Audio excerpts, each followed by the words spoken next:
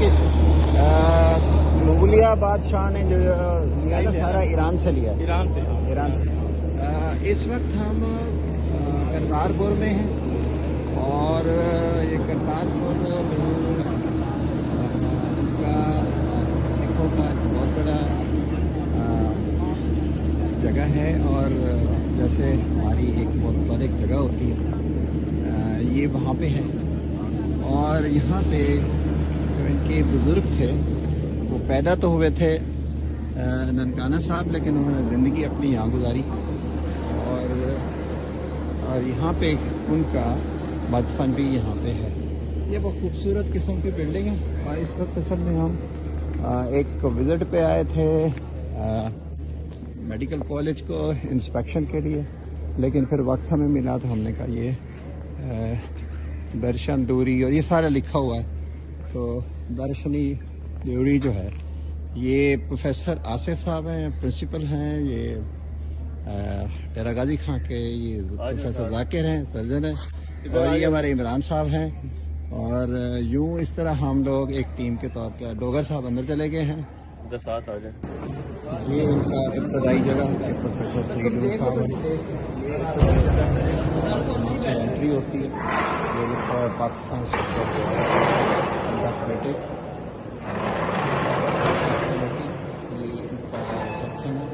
یہاں سے جوتے تبدیل ہوتے ہوئے اور جوتے اتارنے پڑتے ہیں. یہ ان کا میپ ہے اور ان کا تقدس کی خاطر جوتے بھی ساکس بھی اتارنے پڑتے ہیں. اور اوپر سنگ مرمر کی وہ بنی ہوئی ہے. اور اس کا یہاں پہ نا سروں کے اوپر ایک خاص کپڑا باندھا جاتا ہے جو ایک فیسلٹی بھی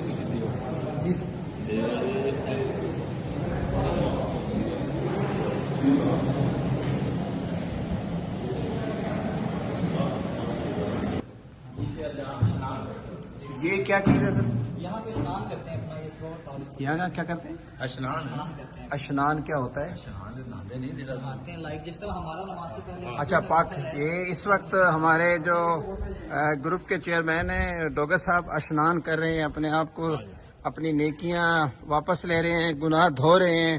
اور یہ میں بھی کوشش کر رہا ہوں کہ ساتھ یہ میڈم بھی کھڑی ہے اور میں بھی جا رہا ہوں، میرے ساتھ ذاکر صاحب بھی آ رہے ہیں تاکہ ہم بھی اپنے اشنان کر سکیں. بہت خوبصورت پانی ہے، بہت خوبصورت قسم کا پانی ہے. اور واہ کیا بات ہے. یہ پیچھے ہمارے اور ساتھی کھڑے ہیں، یہ کھڑے ہیں. اور یہ بیٹا ذرا یہ آپ لے رہے ہیں؟ میں لے رہا ہوں اشنان. یہ اشنان ان کی یہ ہمارے ساتھ سارے دوست کھڑے ہیں اس طرح. ہماری یہ خاص طور پہ ذاکر صاحب نے کہا میری تصویر ضرور میری مسز کو بھیجیں تاکہ میں یہاں پہ بالکل صاف ستھرا دھل کے آ رہا ہوں. اس وقت ہم گرو نانک کے جہاں پہ مزار ہے یہ سامنے اس کے بالکل اندر داخل ہو چکے ہیں ہماری پوری ٹیم. اور یہاں پہ ایک گرین کارپیٹ ہے اور موسم بے شک گرم ہے لیکن باہر والا تھوڑا سا کلاؤڈی ہے. بہت خوبصورت آرکیٹیکچر ہے. اور جیسے بارہ دری ہے لاہور میں اور شالمار آگے پرانی اس طرح کا یہ کلچر ہے. یہ سامنے گرو نانک صاحب کی مزار ہے. میں نے آپ کو بتایا پہلے بھی کہ گرو نانک کی پیدائش جو ہے ننکانہ صاحب ہے، لیکن انہوں نے ساری زندگی یہاں گزاری اور ان کے آخری ایام بھی یہاں گزرے. اور اس کے بعد ان کی روح بھی یہاں سے انتقال بھی انہوں نے یہاں کیا. تو پھر یہاں بحث ہو گئی کہ کوئی کہتے تھے ان کو جلایا جائے اور کوئی کہتے تھے ان کو دفنایا جائے. ابھی ایک میتھ ہے کہ میتھ یہ ہے کہ گرو نانک صاحب کو ان کے لوگوں نے کہا کہ ان کو چھوڑ دیں، کل فیصلہ کیا جائے گا. جب وہ کل فیصلہ کرنے کے لیے آئے تو وہاں پہ جس جگہ پہ ان کی ڈیڈ باڈی رکھی تھی تو وہاں پہ ان کے پھول پڑے تھے. تو یہ کافی بڑا ہال ہے، کافی بڑا، بہت خوبصورت طریقے سے انہوں نے بنایا ہوا ہے. اور وہ یہ لوگوں کے آنے کے لیے بہت سہولیات ہیں، یہاں گائیڈز ہیں اور ماحول بہت اچھا ہے. اور کافی ملنساز لوگ ہیں یہ. اس کو سکھ لینگویج میں بولتے ہیں اداسیاں. ٹھیک ہے. بابا جی نے 4 سفر کیے اداسیاں کی، جس میں سے بابا جی ایران، عراق، چائنا، تربت، بغداد، افغانستان، سعودی عربیہ اور مکہ مدینہ گئے. اس کے بعد سن 1521 میں جب یہاں پہ تشریف لائے، یہ جگہ بالکل ویران تھی، ایک جنگل تھی. 1521 میں 1521 میں یہاں پہ ایک نگر بسایا، گاؤں بسایا اور شہر بسایا. اس جگہ کو پہچان دی، اس کا نام رکھا کرتارپور صاحب، جس کے کرتارپور. لفظی معنی ہے کرنے والا، کرنے والی ذات ہے اللہ تعالیٰ کی. اللہ کا. اسی کی نسبت سے اس جگہ کا اس مقام کا نام رکھا گیا. اور یہاں پہ رہتے ہوئے بابا جی نے 3 حکم دیے جو کہ مشترکہ تھے، آل اوور سبھی کمیونٹیز کے لیے تھے، نہ ہی صرف سکھ کے لیے، نہ ہندو کے لیے، نہ کرسچنس کے لیے، نہ مسلمان کے لیے. بابا جی کا پہلا حکم تھا نام جپو.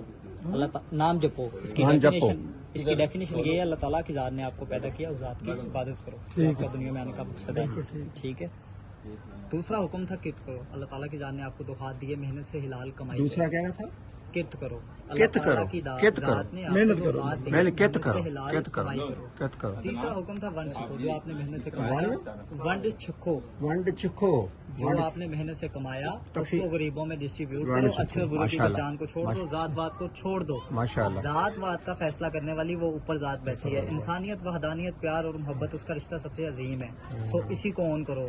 Good is one. Baba ji نے ٹریولنگ کے دوران وحدانیت کا درس دیتے ہوئے کہا کہ گوڈ از ون. ہماری ڈائریکشن سجدے کی الگ الگ ہے، سجدہ جو ہے وہ ہم اللہ تعالیٰ کی ذات کو کر رہے ہیں، جس کی وجہ سے ان کی فین فالوئنگ ہماری مسلمان کمیونٹی میں بہت زیادہ تھی، کیونکہ انہوں نے بابا فرید پاک پتن شریف والے ان کے دربار پہ جا کے ماتھا بھی ٹیکا ہوا تھا باقاعدہ. اور جب وہ اس دنیا سے رخصت ہوئے سن 1539 میں، تو آپس میں جھگڑا ہوا تھا ہمارے مسلمان بھائیوں کا اور ہندو بھائیوں کا. ہم نے کہا ہمارے مذہب کے زندہ پیر ہیں، ہم بابا جی کو دفنائیں گے. اس دوران جو ہمارے ہندو بھائی تھے انہوں نے کہا ہمارے مذہب کے زندہ بانی ہیں، ہم ان کا سسکار کریں گے، نظریاتش کریں گے، سکھ نہیں تھے، ہندو جلائیں تھے. گے. ٹھیک ہے. ہاں. سکھ کمیونٹی کو بنے ہوئے تقریباً 500 سال ہوئے ہیں. ٹھیک ہے. وہ تو 500 یہ پہلے سال ہوئے. پرانا یہ پہلے واقعہ ہوئے. ہے. ٹھیک ہے نا. کنورٹ ہوا ہے سکھ مذہب جو ہے ہندو مذہب سے باقاعدہ. سکھ تو اکثر دفن کرتے ہیں. تو فیصلہ ہاں. جھگڑا چل رہا تھا ان کی ڈیڈ باڈی کو لے کے بابا جی کی. اور جب جھگڑا چل رہا تھا ایک بزرگ اٹھے، انہوں نے کہا جی بابا جی سے فیصلہ لیتے ہیں. اس چادر کو ہٹایا گیا تو بابا جی کی ڈیڈ باڈی غائب ہو گئی تھی. اسی کی جگہ پہ تازہ پھول آ گئے تھے. جو آپس میں جھگڑا کرنے والے تھے وہ حیران اور پریشان ہو گئے لڑنے والے. انہوں نے پھر اسی پھول اسی چادر کو 2 حصوں میں ڈیوائڈ کیا، تقسیم کیا. جو ہمارے حصے میں ہے ہم نے تدفین کر کے بابا جی کا دربار بنایا. جو ان کے حصے میں ہے 10 فٹ کے فاصلے پہ اندر سمادھی صاحب ہے. سسکار کر کے نظراتش کر کے انہوں نے سمادھی. اچھا، یہ وہ حصہ ہے جہاں پہ ان کو وہ کر کے ان کو جلا کر ان کو دفنایا گیا. وہ حصہ یہ جلا ہوا حصہ. یہاں پہ ذرا ویڈیو نا